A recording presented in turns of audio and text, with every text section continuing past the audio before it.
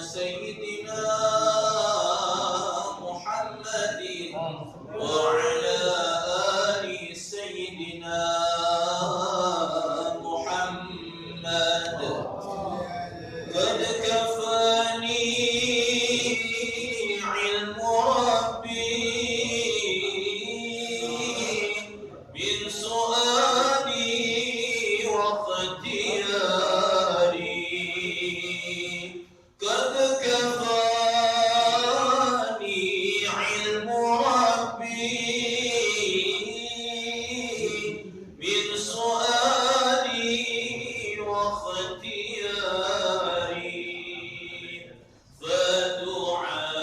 فدعائي وابتهالي شاهد لي بافتقاري فلهذا سر أدعو في يساري وعساري فلهذا السر أدعو في يساري وعساري أنا عبد صاف فخري ضمن فاكري واضطراري يا إلهي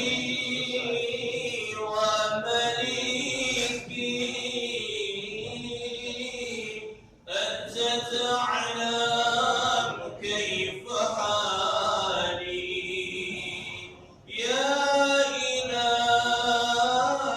إلهي ومليكي أنت تعلم كيف حالي وبما قد حل قلبي من هموم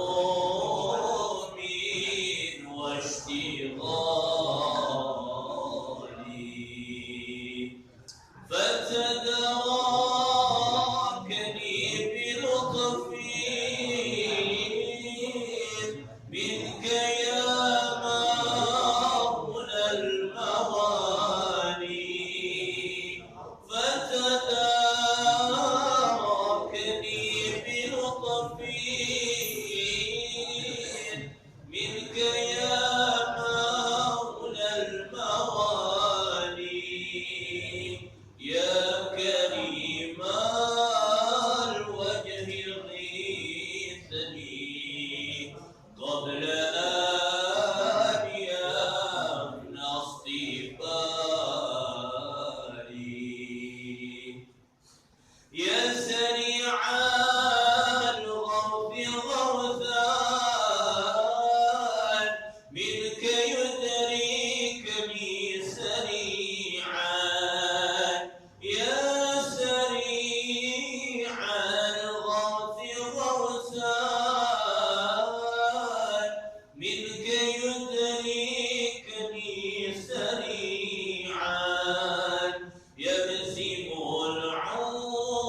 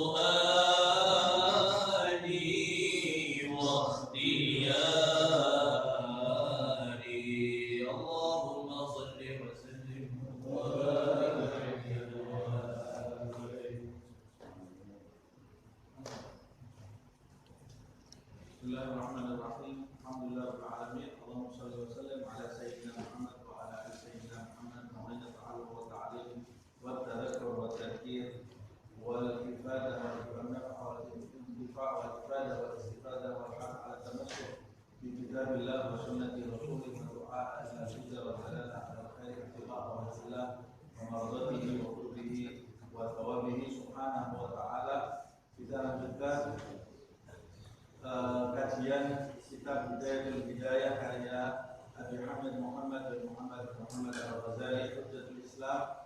Kita sampai di bab al-imamah wal qudwah, salat berjamaah. Di pertemuan lalu kita sampai di paragraf ketiga. Wa yusiru bi du'a'il istiftah itu. Qala al-mu'allif wa nafa'ana bihi fid dharain amin. Berkata Al-Imam Ghazali di dalam kitab Bidayatul Hidayah ini mengenai salat berjamaah, wa yusiru bi du'a'il istiftahi wa ta'awudhi kal munfarid. Hendaklah orang yang melakukan salat berjamaah itu membaca dengan pelan, dengan suara yang tidak keras, bacaan doa iftitahnya yang setelah takbiratul ihram itu tidak dia baca dengan jahar, dengan keras. Wa ta'awudz, begitu juga bacaan ta'awudz, a'udzubillahi minasyaitonir rajim, sebelum dia membaca Al-Fatihah. Hendaklah imam itu tidak mengeraskan bacaan istiftah dan ta'awudznya, begitu juga makmum. Kal munfarid, seperti orang yang sholat sendiri, juga tidak mengeraskan bacaan ini. Wa yajharu bil fatihati wa surati fi jami'i subhi. Dan pada sholat subuh hendaklah imam itu menjaharkan atau mengeraskan suaranya saat membaca surat Al-Fatihah dan surat setelah Al-Fatihah fi jami'i subhi, di seluruh rakaat di sholat subuhnya, yaitu di rakaat pertama dan rakaat kedua. Wa awalina bainal maghrib wal isya. Sedangkan di sholat maghrib dan di sholat isya dia hanya mengeraskan surat Al-Fatihah dan surat setelah Al-Fatihah di dua rakaat pertama. Rakaat ketiga di sholat maghrib dia tidak mengeraskan Fatihahnya. Rakaat keempat di sholat isya dia tidak mengeraskan Fatihahnya. Sedangkan sholat zuhur dan sholat asar dia membacanya sir semuanya, tidak ada yang keras dari rakaat pertama, kedua, ketiga atau keempat bagi imam. Wa kadzalika al-munfaridu, begitu pula orang yang sholat sendiri. Jadi orang yang sholat sendiri itu walaupun dia sholat sendiri, pada saat dia sholat maghrib, sholat isya, sholat subuh, disunnahkan dia mengeraskan suaranya. Sunnah dia mengeraskan suaranya. Pada saat dia membaca Al-Fatihah, dia membacanya dengan jahar. Pada saat dia membaca surat setelah Al-Fatihah, dia membacanya dengan jahar, dengan keras, terdengar suaranya. Walaupun dia sholat sendiri, disunnahkan menjaharkan di sholat subuh, maghrib, dan isya di dua rakaat pertamanya. Asalkan kalau dia sholat sendiri di rumah atau di dalam masjid, tapi tidak mengganggu jamaah yang lain. Wa yajhar bi qawlihi amin fil jahriyah, dan hendaklah imam itu menjaharkan ucapan aminnya di saat-saat sholat yang disunahkan menjaharkan atau mengeraskan sholat, seperti di rakaat pertama dan rakaat kedua sholat maghrib, sholat isya, dan di dua rakaat subuh. Wa kadzalika makmum, pada saat mengucapkan amin itu makmum juga disunahkan mengeraskan suaranya. Wa yadrunul makmumu ta'minahu bi ta'minil imam ma'an, dan disunahkan pula aminnya makmum itu bersama-sama dengan aminnya imam. Seperti yang disebutkan di dalam riwayat, amin makmum itu jika diucapkan bersama dengan aminnya imam, maka akan membuka pintu langit, doanya akan dikabulkan oleh Allah Subhanahu wa ta'ala. La ta'tiban, aminnya makmum itu tidak diucapkan setelah aminnya imam, seperti yang kita dapati di beberapa tempat. Imamnya dulu walaupun imamnya amin sendiri, lalu makmumnya amin, tidak seperti itu, tapi diucapkan bersama-sama. Walaupun makmum dan imam bersama-sama amin, mengucapkan bersama-sama. Nah, kemudian selanjutnya wa yasqutul imamu saktatan akibal fatihati liyatuba ilaihi nafsuhu. Dan disunahkan imam itu berhenti sejenak setelah membaca Al-Fatihah dan mengucapkan amin menurut mazhab Syafi'i. Disunahkan imam itu berdiam sejenak, liyatuba ilaihi nafsuhu, berdiam untuk dirinya sendiri, memberi jarak untuk dirinya sendiri. Pada saat itu dianjurkan imam itu membaca doa untuk dirinya sendiri. Wa yaqra'ul ma'mumul Fatihata fil jahriyati bihadhihi saktati. Dan pada saat imam berdiam memberi jarak, selesai dia membaca Al-Fatihah menuju ke surat setelah Al-Fatihah di sholat yang jahar, ketika mengucapkan amin, imam itu dianjurkan untuk diam sejenak. Diam sejenak sebelum dia membaca Al-Fatihah. Diamnya itu memberikan kesempatan bagi makmum untuk membaca surat Al-Fatihah. Makanya di saat imam ini diam, maka makmum itu membaca Al-Fatihahnya kapan?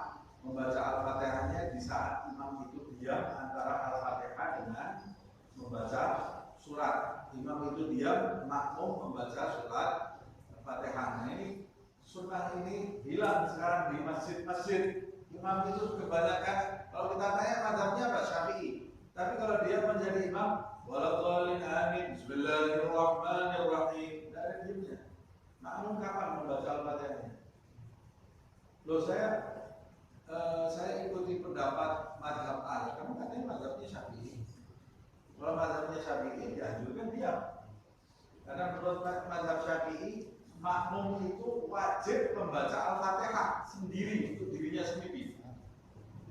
Kalau dia tidak membaca Al-Fatihah untuk dirinya sendiri, maka sholat makmum itu tidak sah menurut mazhab Syafi'i. Nah, kalau kamu jadi imam di negeri Indonesia yang mayoritas umat Islamnya mazhabnya Syafi'i, walaupun kamu mazhabnya bukan Syafi'i, atau di Singapura mayoritas Syafi'i juga, Malaysia mayoritas Syafi'i.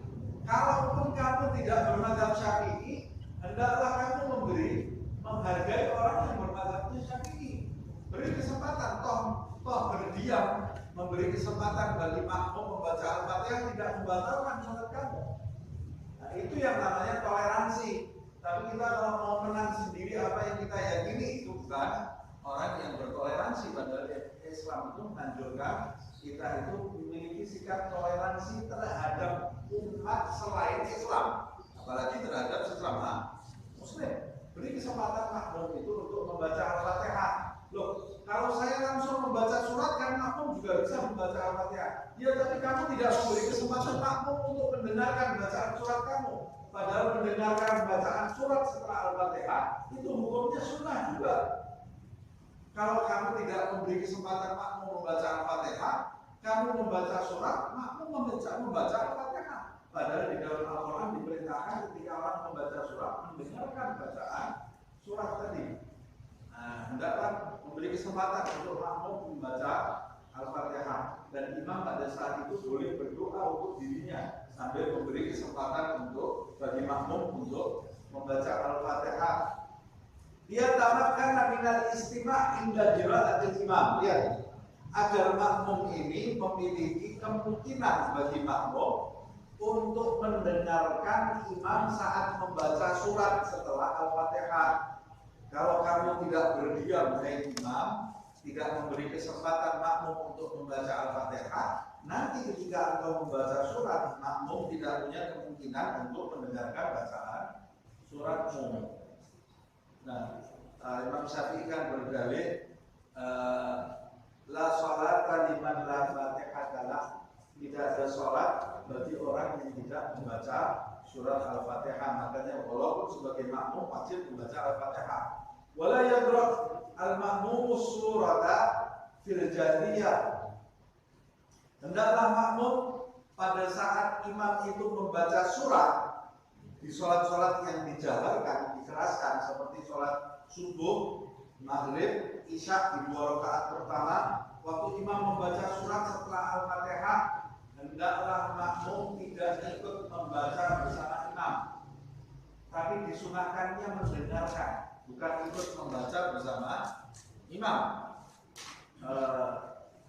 Begitu juga di sholat-sholat sunnah yang berjamaah seperti sholat tarawih umpamanya. Imam membaca surat setelah Al-Fatihah, kadang-kadang ada yang sholat tarawihnya membaca 1 juz, 2 juz seperti tadarus dilanjutkan. Nah, makmumnya apa? Pegang Al-Quran, kalau kamu hafal, ya kamu dengarkan bacaannya, bukan ikut membaca bersama imam. Loh, nanti kalau saya tidak membacanya, saya terhitung orang yang membaca, orang yang mendengar. Asalnya kal-ghaib. Orang yang mendengarkan itu sama seperti orang yang membaca, tapi mendengarkan dengan seksama, bukan melamun, bukan kedengaran, tapi mendengarkan. Kalau mendengaran ya saya dengar. Ada imam baca surat saya dengar, dengarlah. Saya tidak tulis, saya dengar. Tapi kamu mendengarkan atau tidak? Belum tentu mendengarkan. Makanya perintahnya tes tanya mendengarkan dengan seksama, bukan tasma, tapi tas dan mendengarkan. Istima, bukan sekedar sama, tapi istima. Istima itu mendengarkan dengan seksama. Kamu dengar dan kamu sadar saat mendengarkan. Illa dalam yasma' sautal imam, kecuali kalau kamu tidak mendengar suara imam. Kalau sekarang ada mikrofon masih terdengar suaranya imam. Kalau zaman dulu mungkin makmumnya terlalu banyak, imamnya ada di depan, makmumnya jauh di belakang sana. Kalaupun imam membaca surat di waktu sholat yang disunahkan mengeraskan suara, makmum juga tidak bisa mendengar suara imam saat membaca surat. Lalu apa yang harus dilakukan makmum? Diperintahkan mendengarkan, tapi dia tidak kedengaran suara imam. Kalau kamu tidak kedengaran suara imam, disunahkan kamu membaca surat sendiri. Disunahkan kamu membaca surat sendiri. Wala yazidul imamu ala thalathin fi tasbihatir ruku' wa sujud. Dan pada saat rukuk dan sujud, imam tidak diperkenankan, tidak diperbolehkan lebih membaca tasbih dari 3 kali. Tasbihnya rukuk subhana rabbiyal azim wa bihamdihi. Tasbihnya sujud subhana rabbiyal a'la wa bihamdihi. Maksimal 3. Kita sudah belajar di sholat sebelum ini, disunahkan lebih dari 3. Itu kalau kamu sendiri. Kalau kamu sendiri, kamu mau rukuk 1 jam, bagus. Mau sujud 3 jam, bagus. Tidur atau mau sujud 3 jam, silakan. Kamu mau sholat sendiri, silakan. Tapi kalau kamu berjamaah, perhatikan orang-orang yang di belakang. Ada orang tua, ada orang yang punya keperluan. Tidak semuanya ahli ibadah seperti kamu. Pelihara mereka, perhatikan mereka ini. Kalau rukuk jangan lama-lama. Kalau saya kuat rukuk setengah jam, ya kamu kuat, orang lain belum tentu kuat. Sebagian orang sekarang kalau sholat berjamaah dia jadi imam, rukuknya 5 menit. Kalau dia sholat sendiri sholat setengah menit, dia sudah berapa detik dia sudah berdiri. Kamu rukuk untuk siapa? Untuk Allah atau untuk orang? Sebagian besar orang sekarang ini kalau sholat berjamaah dia jadi imam, Fatihahnya meliuk-liuk. Bismillahirrahmanirrahim. Baca Fatihahnya bisa 10 menit. Kalau sholat sendiri, 3 detik selesai. Kamu baca Fatihah buat manusia, buat Allah. Kalau mau baca Fatihah yang meliuk-liuk, yang lama, baca saat kamu sholat sendiri. Saat kamu sholat berjamaah, baca percepat. Sholat itu disunahkan kalau berjamaah jangan lama-lama, percepat. Sebab kondisi makmum ini berbeda-beda, apalagi di zaman ini. Ada orang di zaman ini pergi ke masjid mau sholat, ini sudah wali. Zaman sekarang, zaman seperti ini ada orang mau pergi ke masjid sholat, ini orang sholat. Jalan-jalan ada orang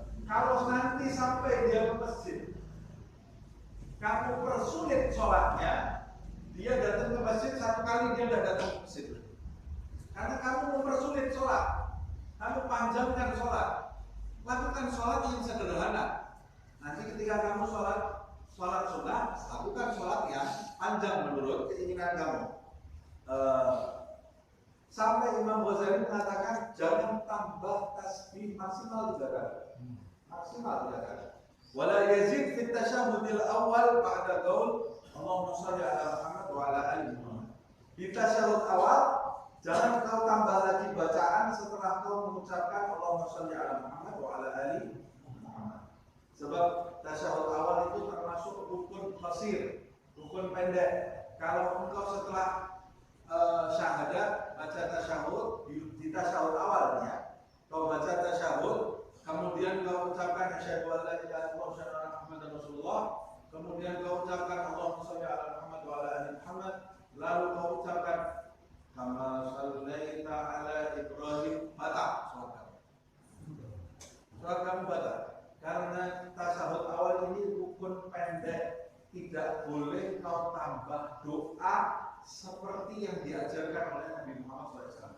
Nabi di tasyahud awal itu hanya membaca tasyahud, sholawat, tasyahud, syahadat, sholawat yang ringkas. Allahumma sholli ala. Bahkan sebagian ahli fikih tidak mau menambah ali Muhammad karena takut tasyahudnya itu batal. Tapi ini tidak pantas lah. Masa tambah ali saja tidak diperkenankan. Sebagian ahli fikih setelah syahadat Allahumma sholli ala Muhammad, khusus tasyahud awal. Karena sholawat itu hanya ditujukan pada hakikatnya untuk Muhammad sallallahu alaihi wasallam. Nah, kemudian di tasyahud awal akhir baru kita baca sholawat Ibrahimiyah. Jadi kita tidak memperpanjang di tasyahud awal. Nah, sekarang kalau saya sebagai makmum, saya sudah baca tasyahud awal itu pendek, tapi imamnya belum selesai. Paham maksud saya? Saya baca asyhadu an la ilaha illallah wa asyhadu anna Muhammadar Rasulullah, Allahumma shalli ala Muhammad wa ala ali Muhammad. Belum selesai imamnya. Apa yang harus saya lakukan? Boleh tidak saya tambah? Boleh tidak menambah. Kalau kamu sebagai makmum, imamnya belum selesai, kamu boleh menambah sholawatnya menjadi sholawat Ibrahimiyah sambil menunggu imam menyelesaikan tasyahud awalnya. Sebab berdiam di waktu sholat itu hukumnya makruh. Jadi sholat itu disunahkan lanjut terus membaca. Tapi kalau imamnya selesai, ya kamu selesai, tidak boleh menambah. Wayat tasir firraqatain akhiratain ala Fatihah. Sedangkan 2 rakaat yang terakhir, kalau sholat isya, sholat maghrib, sholat zuhur, sholat asar, 4 rakaat. 2 rakaat terakhirnya tidak ada surat setelah Al-Fatihah, hanya cukup membaca Al-Fatihah dan membaca sir. Wala yutawwil 'alal qaum, hendaklah tidak memperpanjang sholat 'alal qaum terhadap kaum yang ada di belakang kamu. Jangan kau perpanjang sholat seperti yang saya jelaskan. Kalau mau sholat panjang-panjang, sholat sendiri. Kalau sholat jadi jamaah, sholat dia jadi imam, jangan kau perpanjang sholat, apalagi di airport. Orang yang sudah takut ketinggalan pesawat, dia alif lam mim putus semua, ya sholatnya tidak ada yang benar semuanya karena dia pikir takut ketinggalan pesawat atau di stasiun kereta api atau di bus. Jangan sholat panjang-panjang, cari sholat yang pendek-pendek. Kalau dalam berpergian kata Imam Ghazali, surat-surat setelah Al-Fatihahnya jangan lebih dari Al-Kafirun sama An-Nas. Yang pendek-pendek saja. Nah, kalau mau sholat sendiri yang panjang tidak ada masalah. Kalau jadi imam, perhatikan makmum kamu, kata Rasulullah SAW, kata tertulis faksalatuhum fauqaluhum shibra. Ada 3 kelompok orang yang sholatnya tidak terkabul, tidak naik walaupun 1 jengkal dari kepalanya. Di antaranya yang pertama adalah rajulun amal qauma wa hum lahu karihun. Seseorang yang menjadi imam sholat sedangkan makmumnya itu marah terhadap dirinya. Dia marah, makmumnya itu marah terhadap imam. Kenapa marah? Karena imam ini egois, tidak memperhatikan kondisi makmum. Wala yazid du'aahu fi tasyahhudil akhir ala badri tasyahhudihi wa salatihi ala Muhammadin Rasulillah sallallahu alaihi wasallam. Hendaklah tasyahud akhirnya dia tidak menambah apa-apa lagi kecuali bacaan tasyahud sesuai dengan yang diajarkan oleh Nabi Muhammad, juga sholawatnya, yaitu sholawat Ibrahimiyah. Jangan tambah-tambah lagi. Kata sebagian ulama, kalau mau tambah doa yang diajarkan Nabi, yang jangan sampai ditinggalkan setiap sholat. Tidak ada masalah. Fil alamina innaka hamidun majid. Kemudian tambah doa, Allahumma inni a'udzubika min adzabil qabri wa bil azab. Allahumma inni a'udzubika min adzabil jahannam wa min adzabil qabri wa min fitnatil mahya wal mamat wa min fitnatil masiihid dajjal wal maghrib wal ma'ad. Selesai. Sudah tambah doa lagi. Tapi Allah ada tambah satu kalimat lagi. Tapi Allah ada tambah ya muqallibal qulub wal absar tsabbit qalbi ala dinik. Jangan tambah-tambah lagi. Kamu mau tambah Rabbana atina fid dunya hasanah, itu nanti kalau sholat sendiri. Kalau nanti dari imam jangan panjang tasyahudnya. Apalagi tasyahud akhir ini duduknya duduk tawarruk. Ada yang bisa jatuh dia bersama terlalu panjang. Percepat. Tasyahud akhir ini dipercepat. Kalau baca doa jangan lama-lama juga. Baca sholawat jangan lama-lama. Jangan kau seksa makmum yang ada di belakang kamu. Kemudian wayanwi al-imamu inda taslim assalamu ala qaum. Pada saat imam itu mengucapkan salam, hendaklah imam itu niat mengucapkan salam kepada makmum. Wayanwi qaumu bi taslimihim jawabuhu. Sedangkan makmum pada saat imam mengucapkan salam, assalamualaikum warahmatullah, imam niat mengucapkan salam untuk makmum. Makmum mengucapkan salam, assalamualaikum warahmatullah, niat menjawab salam imam. Kalau sholat sendiri sudah dijelaskan oleh Imam Ghazali. Kalau kamu sholat sendiri, waktu kamu salam, assalamualaikum warahmatullah, niat mengucapkan salam untuk seluruh umat Islam yang ada di sebelah kanan kamu. Assalamualaikum warahmatullah, ke kiri, niat mengucapkan salam untuk semua umat Islam yang ada di belahan kiri kamu. Nah, sampai di sini nanti kita lanjutkan di pertemuan. Ya. Oh, ada yang bertanya? Pertanyaan satu sampai bagaimana kalau imamnya terlalu panjang, kita mungkin ada perubahan langsung pada itu apakah sunnah atau dosa yang kalau imam terlalu panjang ini musibah ya. Orang yang tidak tahu kondisi musibah. Sebagian besar orang sekarang ini tidak punya tidak punya cita rasa tidak punya kepekaan di dalam hatinya terhadap kondisi yang ada di dalam ini, sehingga dia beragama ini menurut kemauan dia, tidak memperhatikan orang lain. Padahal Rasulullah SAW itu dalam hidup beragamanya, Nabi Muhammad SAW itu memperhatikan sahabat-sahabatnya. Sampai disebutkan di dalam riwayat, Rasul itu kalau memberi nasihat tidak panjang-panjang. Memberi nasihat saja Rasul itu memperhatikan sahabatnya. Kalau memberi nasihat tidak panjang-panjang dan tidak terlalu sering. Manusia itu ada jenuhnya. Nabi juga ketika sholat juga tidak panjang-panjang. Waktu khutbah tidak panjang-panjang. Khutbah Jumatnya Nabi itu ringkas, tidak panjang-panjang. Bahkan pernah peristiwa yang terjadi pada saat Rasulullah SAW masih hidup. Siapa itu sahabat itu? Mu'ad bin Jabal mengimami sholat subuh. Rakaat pertama dia selesaikan Al-Baqarah. Rakaat kedua Al-Imam. Selesai sholat subuh sudah perang. Makmumnya tinggal dia sendiri, tidak ada makmumnya. Tapi di masa itu ada Rasulullah SAW. Datang makmumnya Mu'ad ini kepada Rasulullah, ini Mu'ad ini gimana? Sholat subuh sampai terang, matahari sampai keluar. Dipanggil oleh Rasulullah SAW. Kata Nabi, Afattan anta ya Mu'ad, Afattan anta ya Mu'ad, Afattan anta ya Mu'ad, kamu mau membuat fitnah ya Mu'ad. Padahal Mu'ad ini sahabat besar. ditegur oleh Nabi, marah Nabi Muhammad.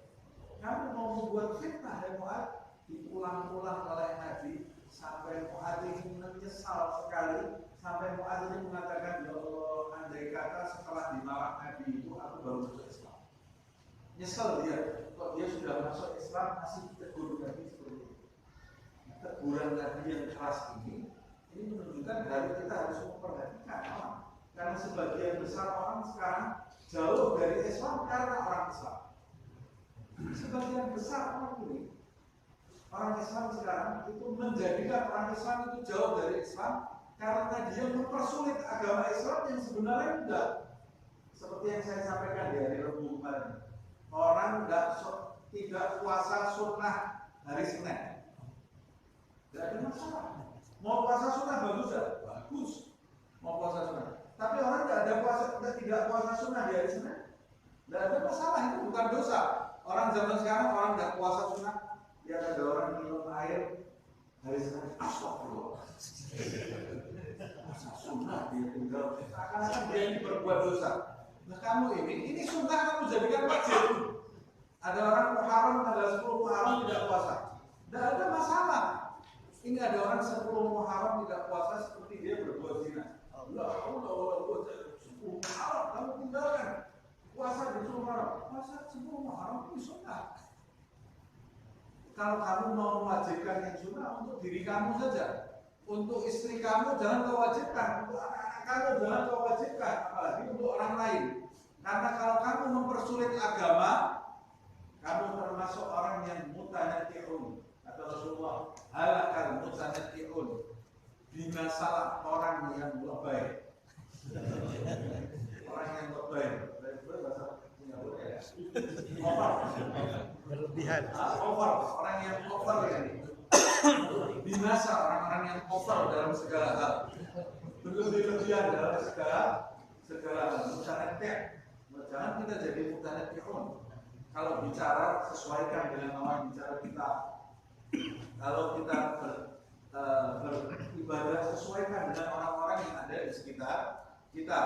Nah, termasuk pertanyaan tadi. Kalau kita bertemu dengan orang-orang yang tidak punya kepekaan ini, boleh nggak saya putus sholat? Boleh kalau kamu punya kepentingan. Putus sholat. Putus sholat dan tidak berdosa. Bukan putus sholatnya, putus berjamaahnya. Putus jamaahnya, sholat sendiri. Saya kira sampai di sini. Jadi kalau terlalu lama saya juga minta tek juga. Salah besar.